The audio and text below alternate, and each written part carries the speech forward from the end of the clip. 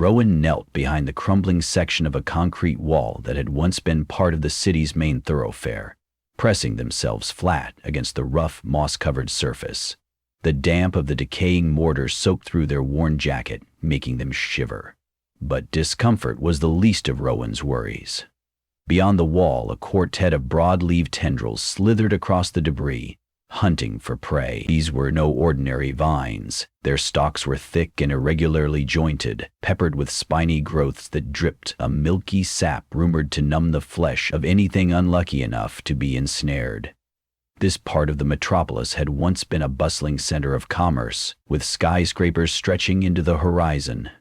Now the buildings stood like hollowed skeletons, gutted by time and choked by the ever-expanding flora. Windows had shattered and roads had crumbled. Vines snaked around broken lampposts, encircled entire buildings, and crept through the smashed frames of higher floors. Over a generation ago, the city fell to a catastrophic ecological shift, one that gave birth to an array of mutated plants that seemed to devour anything in their path.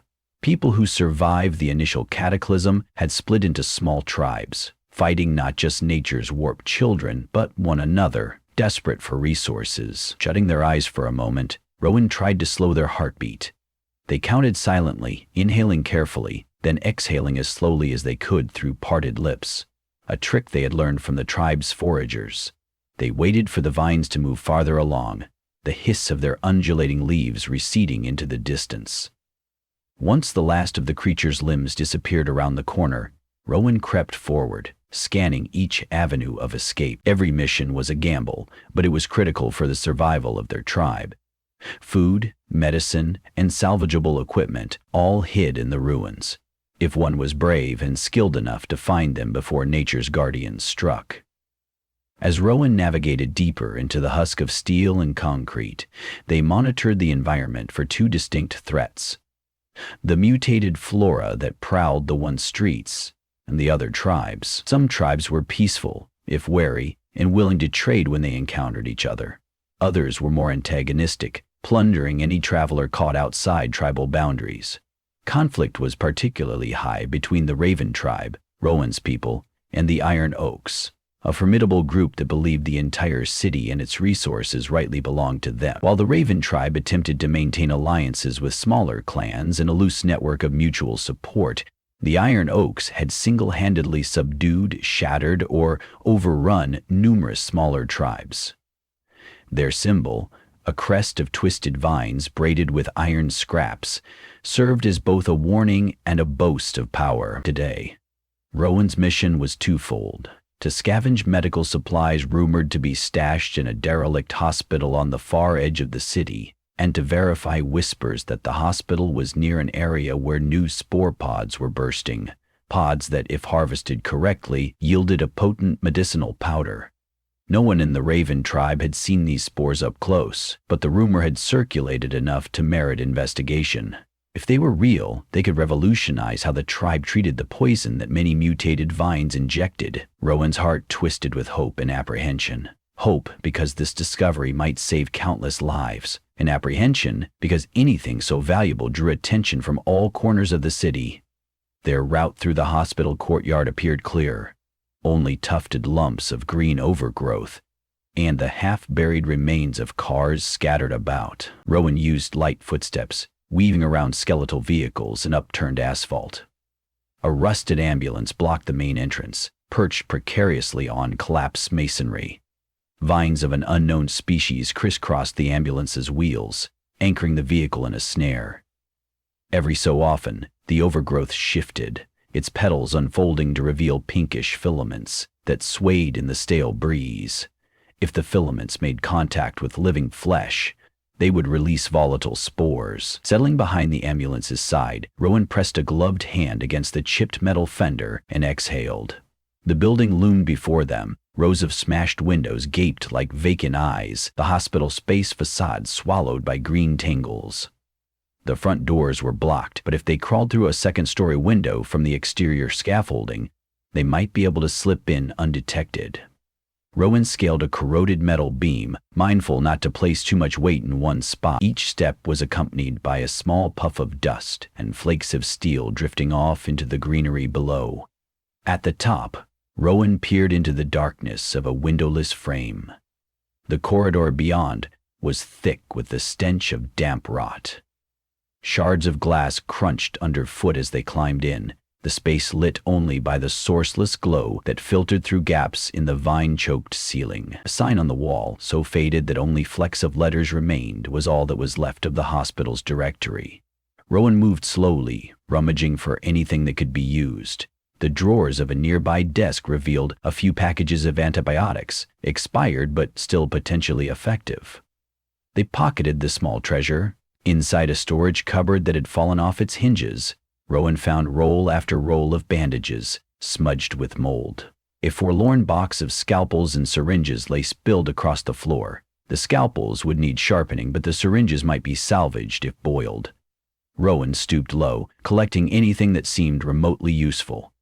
A sudden noise echoed from the far end of the corridor, the unmistakable shuffle of footsteps. Immediately, Rowan extinguished their little flashlight by covering it with a cloth, pressing their back against the wall. One set of footsteps, maybe two. The quiet conversation that followed was muffled, but Rowan caught fragments. Something about spores. Someone was searching here, too possibly from another tribe. If they were from the Iron Oaks, or one of the more violent splinter groups, Rowan needed to remain hidden at all costs. Yet caution was only one part of Rowan's nature. Curiosity tugged at them. They inched closer, stepping into the shadow of a large, vine-wrapped steel beam. Through a partially open doorway, Rowan could see two figures rummaging around what appeared to be an old operating room. The first was tall, wearing an improvised mask over the lower half of their face. Their clothes were a patchwork of scavenged materials, showing the symbol of a stylized evergreen, marking them as a member of the Pine Scouts, a smaller tribe that mostly kept to itself. The second figure was smaller, possibly a teenager, scanning the room with wide eyes. They carried a bag stuffed to the brim with odds and ends that rattled quietly. Rowan debated approaching them. The Pine Scouts were not known to be downright hostile, but they seldom extended a helping hand to outsiders. By the looks of them, they were here for the same reason, to gather medical supplies and investigate the rumored spore pods. Decisions in the wasteland often hinged on fleeting opportunity. Rowan considered making a quiet alliance, or at least a truce, for this particular mission. The hospital was vast and more dangerous than it appeared. If they pooled resources and knowledge, they stood a better chance of survival. Cautiously stepping into the doorway, Rowan cleared their throats softly, ensuring the two scouts saw their hands raised peacefully. The tall scout tensed, gripping a makeshift spear of twisted metal, while the younger scout fumbled for a dagger. Rowan raised both hands higher, showing they carried no weapon in them, though a blade still hung at Rowan's belt. "I'm not here to fight," Rowan said, voice calm but steady. "I'm from the Raven tribe. I know of you. We don't have a quarrel." The tall scout's eyes narrowed, searching Rowan's figure for any sign of deception. The younger scout cast a quick glance at their companion. After a tense moment, the tall scout lowered their weapon. "We don't want trouble either," they said. "Joss?" they added, nodding at themselves. "This is my sibling, Wynn." Rowan lowered their arms. "I'm Rowan. I came here for supplies and to investigate the spores. You?" "Same," replied Joss. "Our elder is extremely ill. We heard that if the spore pods are harvested at the right stage, they can treat the vine poisoning, sometimes even reverse it." Joss's gaze flickered to Wynn, who clutched their pack. Rowan hesitated, then took a quiet breath and offered, "We might stand a better chance together. The vines in this area have mutated further than we've seen before, and the Iron Oaks have been poking around these parts too." While the mention of the Iron Oaks made Wynn blench, the possibility of cooperation brightened Joss's eyes, however faintly. "Yes," Joss agreed. "We stand a better chance with 3 pairs of eyes and ears." They picked through more supply rooms, rummaging for anything sealed and uncontaminated. On one metal shelf, Rowan discovered a small locked box labeled with biohazard symbols. Inside, after they carefully pried it open, were vials for vaccine injections. Useless now, but the hypodermic syringes might still be of value if they could be cleaned. Meanwhile, Wynn retrieved a cracked tablet device. It would never turn on again, but sometimes the components were of use. for building or repairing limited technology. The group stashed these findings, setting aside duplicates in a neat stack to divide fairly later. Progressing down the corridor, they emerged into a partially collapsed atrium, a place that once housed lines of waiting chairs and potted plants. Now the remains of seats were mounds of rust, and the potted plants had become monstrous. Tangled stems as thick as a person's arm burst from the dirty shards of ceramic containers. They stretched up the walls, large leaves dripping with unusual, vivid colors. The group moved carefully, trying not to brush against the blossoms. The entire place reeked of damp soil and rotting flesh, a smell that turned the stomach. They were almost past the area when Joss hushed them. "Look." Joss pointed to a sprawling vine mat spreading across the floor. The mat had lumps that pulsed like hearts, each the size of a clenched fist, branching in every direction. Tendrils coiled out from these lumps, branching in every direction. At the center of it all rose a large bud, quivering and swelling with translucent fluid. Rowan tried to speak, but words refused to come. They recalled rumors of these sacs that functioned like a mother plant, churning out either seeds or lethal toxins. Joss motioned for them to step around the perimeter, giving the living mat a wide berth. Wynn's face had paled, and their eyes flickered nervously from the lumps to the bud, as if expecting it to lash out at any moment. They navigated the edge in silent single file, stepping where the vine coverage appeared thinnest. With each breath, Rowan hoped it would be enough, that these lumps, if they contained some parasitic creature, would remain dormant. Now, halfway around, Rowan felt a tug on their pant leg. The vine's edge had snared them, a whip-like tendril slowly slithering up their shin. A tingle spread along Rowan's lower leg as they stifled a gasp. Thinking quickly, Rowan drew a small utility knife from a pouch and sliced gently through the vine. The tendril recoiled, oozing pale sap. A low, almost musical hum reverberated through the mat, as if the plant was both in pain and alerting the rest of its colony. Alarmed, Joss motioned for them to hurry. They ran toward the next hallway, stepping over creeping roots and ignoring the harrowing hum that grew louder with each second. Wynn made it through first, the vines hissing and snapping in the wake of their footfalls. Joss followed, holding the door open for Rowan. As soon as Rowan crossed the threshold, the room erupted with thrashing chords of living flora. One reached out and slapped the door, scraping it in an effort to pry it open. With their collective strength, they shoved the metal door shut, dragging a heavy cart in front of it. They stood there, panting, as muffled scrapes drummed against the other side. "That was close," Wynn managed between breaths. Did it poison you?" Rowan rubbed their leg, relieved to feel only mild numbness. "I think it barely got me, but I should treat it soon." Already their calf was tingling with a pins and needles sensation. Joss nodded. "We need those spores more than ever then. Let's keep going. The research labs are this way." They led the group down several flights of stairs. Most steps were broken or littered with rubble, forcing them to move slowly but steadily. The lower levels were suffocatingly dark. Glowing fungi lined some walls, offering an eerie yellow-green light that allowed them to see just enough not to stumble. At last they reached a corridor labeled with words that had mostly peeled away. "Lab Chunk" was all that remained of the signage. Ahead of them, a wide set of double doors stood slightly ajar, an intense purple glow emanating through the gap. A soft hum filled the air, reminiscent of the pulsing life they had seen earlier, but far calmer, almost inviting. Wynn used their dagger to push one of the doors open a bit wider. The room beyond was vast, lined with toppled lab equipment and counters. Fragments of glass from shattered terrariums littered the floor, and half buried in a corner was what might have been a sterile chamber. Occupying the center of the room were large pods, bulbous and faintly translucent. Their surfaces shone with swirling streaks of lavender and silver. These were the rumored spore pods, a phenomenon that had drawn tribes from across the city. The pods were about the size of watermelons, arranged in clusters and suspended off the floor by thick fibrous stalk. A gentle luminescence glowed from within them, illuminating the entire chamber. Rowan felt all the hair on their arms stand on end. It was beautiful and terrifying all at once. Each pod pulsed, as if it held a heartbeat of its own. Imperfections marred their glossy surfaces. Spiderweb cracks, knots, and strange lumps that pressed outward like something inside was desperate to break free. "They're unguarded?" Wynne whispered, stepping slowly into the lab. "I expected some big host vine or a swarm of those creepy crawling plants." "Maybe it's further in," Joss said warily. "But if we can harvest some spores before—" Behind them, a shrill cry rang out. It was so sharp and inhuman that it took a moment for Rowan to realize a person had made it. They whipped around just as the double doors slammed against the wall. A group in black and rusted armor barreled into the chamber. The Iron Oaks had arrived.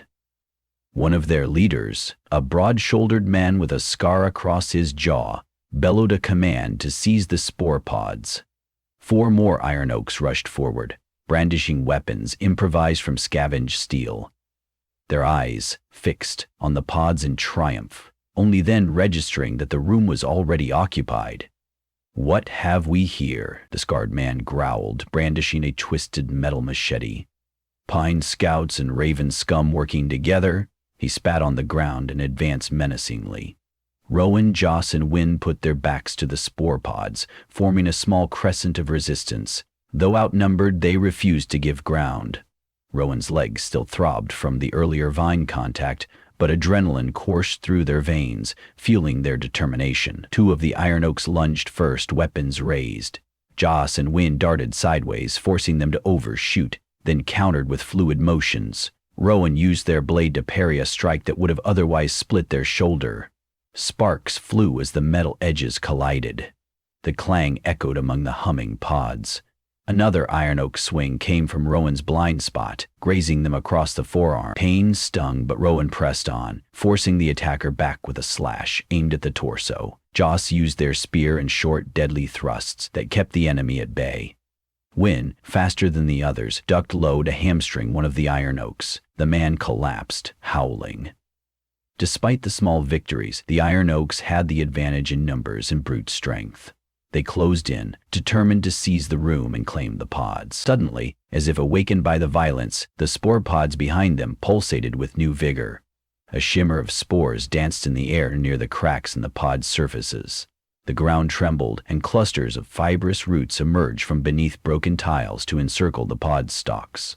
At that moment, one of the Iron Oaks swung a heavy club at Joss, who deflected it, causing the blow to instead slam into the nearest spore pod. The impact shattered the pod's fragile shell. A shower of violet spores erupted, swirling around in a thick cloud. Everyone froze. The Iron Oak who struck the pod coughed and staggered backward, his face contorted with alarm as the spores clung to his skin. The rest of the Iron Oaks cursed and fled toward the exit, already coughing themselves. Panic flickered in Rowan's mind. These spores were rumored to heal in small doses, but could be unpredictable in large quantity. Wynne pressed a cloth to their mouth, eyes streaming as the purple haze expanded. "We can't stay here," they cried. "We have to get out before more pods burst." Nearby, the scarred Iron Oak commander stumbled. He had inhaled a lungful of spores. Eyes wild, he waved his machete, as if trying to cut the swirling cloud. Purple dust settled in his hair and beard. He sputtered angrily and lunged at Rowan, determined to take someone down with him. Rowan dodged, but the next swing tore the air so close that Rowan felt the displaced breeze on their cheek. Shouts and the clang of metal crashed around them as the spore cloud thickened, flooding the chamber with shimmering motes. One more pod cracked, the fluid and spores within adding to the storm. The entire room glistened in an otherworldly purple glow. Through teary eyes, Rowan saw Joss manage a blow that disarmed the Iron Oak commander. He collapsed, panting. His companions, though still able, had already staggered out into the corridor, retching and stumbling. Wynne grabbed Rowan's sleeve. The 3 of them bounded across the lab, weaving through counters and broken glass. They clutched at rags or sleeves to cover mouths and noses. Floating spores clung to their hair and clothing. Coughing, eyes stinging, they escaped the swirling chaos via a stairwell at the room's side. They ascended blindly, away from the threat, away from the choking cloud. When they finally emerged into a deserted corridor, Wynne and Rowan sank to their knees, gasping for fresh air. Joss leaned against a wall, sweat pouring from their brow, spore dust speckling their cheeks. The building quaked. A chain reaction seemed to be in effect below, pods bursting one after another, the gentle hum now transformed into a roaring rattle of fracturing shells. "We need to leave," Joss breathed. The whole place could collapse. Or the vines might sense the chaos and swarm. Their words were nearly lost in the echoing cacophony from downstairs. Rowan nodded. "But we can't leave empty-handed. The Raven tribe, and your tribe too, we desperately need that remedy. Can we harvest even a small portion?" Their voice trembled from coughing and adrenaline. Wynn looked at their bag. "We managed to gather some spore samples before the iron oaks arrived," they said, pulling out 2 carefully wrapped pouches. "Not a lot, but it could be enough to test. We also have some other supplies from upstairs. Let's not push our luck." Through battered corridors and up one more flight, they reached a shattered window half obscured by drooping vines. Dim daylight filtered in, accompanied by the stench of decaying vegetation. Carefully, the 3 cleared away the clinging tendrils, ensuring they weren't stepping onto anything carnivorous. Then they climbed out onto a precarious ledge. The hospital's outer wall had partially crumbled here, leaving them a precarious but navigable path of fallen concrete slabs. In the distance, the city sprawled out in haunting majesty. Buildings wrapped in green webs, rooftops sporting entire woodland canopies, vines sprouting monstrous blossoms. Every breath carried a faint spore-laden tang. Spiraling columns of vegetation twisted around radio towers, transforming them into green monoliths. Even from this vantage point, Rowan could see shapes moving among the ruins, tribal patrols, foragers, and mutated flora akin to living shadows. They climbed down the rubble slope, assisting one another's footing. Debris occasionally shifted, sliding away to reveal hidden pockets of pungent earth. Once on solid ground, they leaned against a collapsed pillar to catch their breath, hearts pounding from exertion and relief. None could mistake their luck for a real victory. The spore pods in that lab had been proven too volatile for a more substantial harvest. But they had gleaned at least some of the precious spores. In the silence that followed, a low moan echoed from somewhere within the hospital behind them, reminding them of the wounded iron oaks they had left behind. Perhaps those who fled survived, perhaps not. Rowan paid them no further thought. In these ruins, one had to guard their own life and the lives of their allies above all else. Joss turned to Rowan. "I'm not saying the Pine Scouts and the Raven tribe are friends, but you saved us back there, and we saved you. Maybe we can do some good by combining our knowledge of these spores." Rowan met their gaze. "There's no value in warring among ourselves if all that remains is devoured by vines. Our elders would welcome a truce or a pact, even if it's only temporary." The tension in Joss's shoulders eased. Even Wynn's worried face lit up with a faint smile. "We'll try," said Wynn, "and if we can figure out a stable antidote with these small samples, maybe we can help more people." Rowan nodded. "The vines are not going to stop mutating.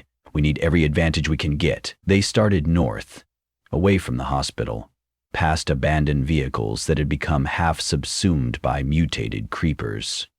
Sharp tendrils decorated the asphalt, riddling it with holes where roots thrust through to seek moisture. Taking turns as lookouts, the trio maneuvered down alleyways, occasionally hearing the rustle of lethal greenery.